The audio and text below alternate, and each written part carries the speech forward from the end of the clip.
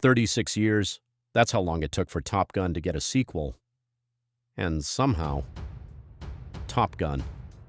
Maverick didn't just live up to the original, it may have completely surpassed it. Because this movie could have easily been nothing more than a nostalgia cash grab. Bring back Tom Cruise, play Danger Zone, throw some fighter jets on screen, collect the money. But instead, they made one of the most exciting theatrical experiences I've seen in years.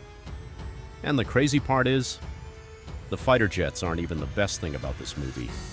So today we're talking about Top Gun Maverick, what worked, what didn't, and why this sequel succeeded where so many legacy sequels fail. Let's get into it. What's going on, everybody? Today we're reviewing Top Gun Maverick, the 2022 sequel starring Tom Cruise as Pete Maverick Mitchell. After more than 3 decades, Maverick is still pushing limits, breaking rules, and apparently refusing to age like a normal human being. But this time, he's brought back to Top Gun to train an elite group of pilots for an extremely dangerous mission. And one of those pilots is Bradley Rooster Bradshaw, the son of Maverick's late best friend Goose. And that is where this movie becomes more than just fighter jets and explosions, because underneath all the spectacle, this is really a movie about guilt, loss, getting older, and finally confronting the past. And later we need to talk about that final mission, because that's when this movie goes from good to absolutely ridiculous in the best possible way. Let's start with the obvious. The flying sequences are incredible. There are moments where you genuinely feel like you're inside those jets. You feel the speed, the turns, the pressure, and most importantly, you feel the danger. A lot of modern blockbusters give you bigger explosions, bigger CGI environments, and bigger action sequences. But eventually, your brain starts realizing, okay, none of this is real. Maverick has the opposite effect. The closer the camera gets to these actors inside those aircraft, the more intense everything becomes. And that gives the movie something you can't fake very easily. Wait. But here's what surprised me. The action isn't actually why I think this movie works. It's Maverick himself. Tom Cruise comes back to this character at exactly the right point in his career. The original Maverick was young, cocky, talented, and basically believed he was invincible. This Maverick, he's still cocky, he's still insanely talented. But now there are consequences following him everywhere. Goose's death is still haunting him, and Rooster represents something Maverick can't outrun. His past, that relationship becomes the emotional backbone of the movie. Rooster doesn't fully trust Maverick.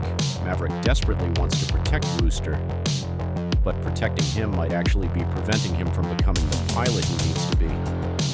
That's a great conflict because neither character is completely wrong, and Miles Teller does a great job making Rooster feel connected to Goose without simply becoming a copy of him. You see the resemblance, you feel the history, but he's still his own character.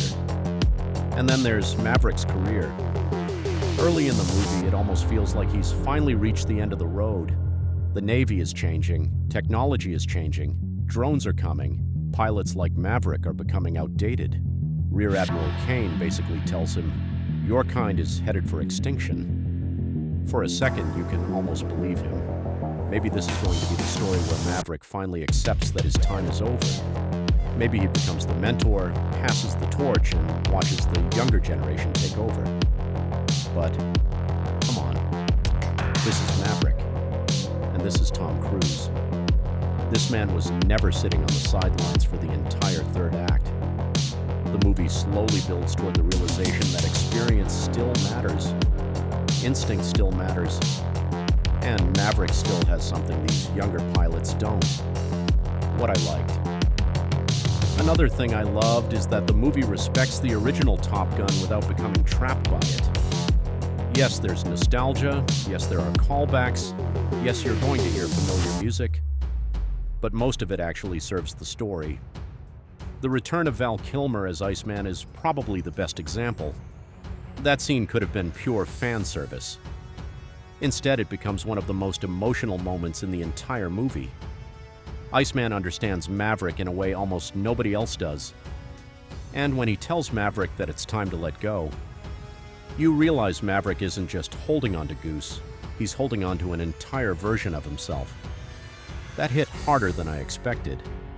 But the movie isn't perfect, and there's one part that definitely feels weaker than everything else. The romance with Penny. Jennifer Connelly is great. Tom Cruise and Jennifer Connelly have good chemistry, but compared to Maverick's relationship with Rooster and the pilots, the romance feels less essential. It gives Maverick a life outside of flying, which I understand. But there were moments where I wanted the movie to get back to the pilots and the mission, and some of the younger Top Gun characters could have used more development too. Hangman gets the most attention, Phoenix stands out, Bob is memorable, but several others are basically just, hey, I'm also here. Thankfully, the movie gives us enough personality and competition between them to keep the training sequences entertaining. Especially Hangman, because Glenn Powell plays that smug confidence perfectly. You want to hate this guy, but you also know he can fly. And then we reach the training demonstration.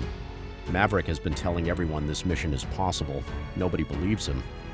So instead of giving another speech, he gets in the jet and proves it. That scene tells you everything you need to know about Maverick. He isn't asking these pilots to do something he wouldn't do himself. He shows them. And from that point forward, this movie basically hits the accelerator and refuses to slow down. Now we have to talk about the final mission, because this is the golden moment of Top Gun Maverick. The entire movie has been training you for this sequence. The low altitude, the narrow canyon, the timing, the target, the impossible climb afterward. We've watched the pilots fail these exercises again and again and again. So when the real mission starts, you understand exactly what can go wrong. That is great action filmmaking. The movie doesn't need characters constantly explaining why something is dangerous. We already know. And when Maverick gets shot down protecting Rooster, Rooster goes back for him. Now suddenly the relationship is flipped. Maverick spent the entire movie trying to protect Rooster, and now Rooster refuses to leave Maverick behind. Then they find an old F-14. And at this point, the movie knows exactly what it's doing. Is it ridiculous? Absolutely. Did I care? Not even a little bit. Because when Maverick and Rooster are back in that F-14 together, it feels like the movie has finally connected the past and the present. Maverick couldn't save Goose, but he can save Goose's son. And Rooster finally understands the man he blamed for so many years. Then Hangman shows up for the save, and the theater basically has permission to go crazy. That entire final act is blockbuster filmmaking done right. Setup, payoff, emotion, spectacle, and character development. All happening at the same time. So does Top Gun. Maverick live up to the hype? For me, absolutely. This is how you make a legacy sequel. You respect what came before without simply copying it. You bring back the original character, but you give him a reason to return. And most importantly, you make the audience care about the new characters too. Top Gun. Maverick is exciting, emotional, beautifully shot, and ridiculously entertaining. The story is simple, but the execution is what makes it special. Because underneath all the jets, explosions, and Tom Cruise insanity, this is a story about a man realizing that moving forward doesn't mean forgetting the people you left behind. Sometimes, you have to stop running from the past before you can finally fly into the future. For me, Top Gun, Maverick gets a 9 out of 10. But now I want to hear from you. Do you think Top Gun, Maverick is actually better than the original Top Gun? Drop your answer in the comments, and if you enjoyed the review, hit that like button, subscribe, and I'll catch you in the next one. Until then, I'll see you at the movies. Take care.